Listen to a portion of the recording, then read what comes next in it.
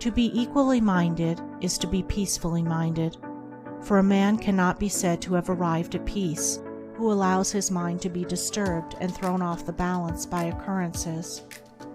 The man of wisdom is dispassionate, and meets all things with the calmness of a mind in repose and free from prejudice. He is not a partisan, but having put away passion, and is always at peace with himself and the world, not taking sides nor defending himself, but sympathizing with all.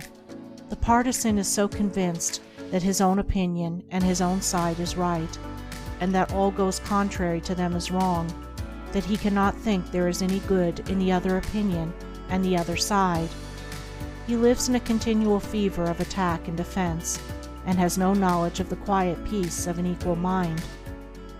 The equal-minded man watches himself in order to check and overcome even the appearance of passion and prejudice in his mind, and by so doing he develops sympathy for others, and comes to understand their position and particular state of mind.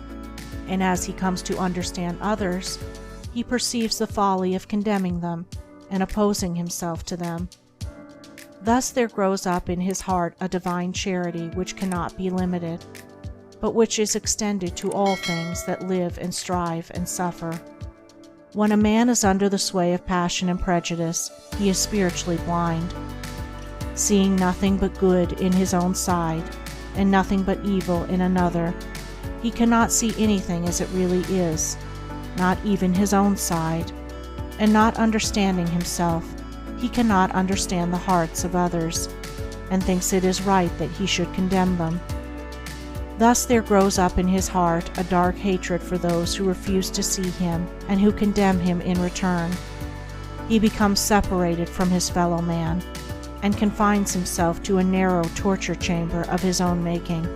Sweet and peaceful are the days of the equal-minded man, fruitful in good, and rich in manifold blessings.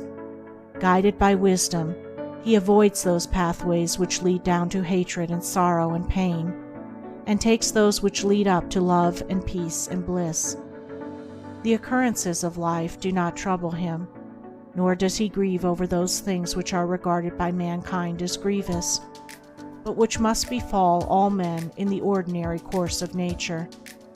He is neither elated by success nor cast down by failure.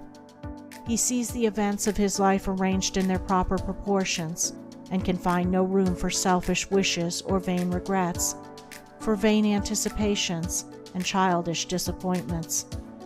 And how is this equal-mindedness, this blessed state of mind and life, acquired? Only by overcoming oneself, only by purifying one's own heart, for the purification of the heart leads to unbiased comprehension.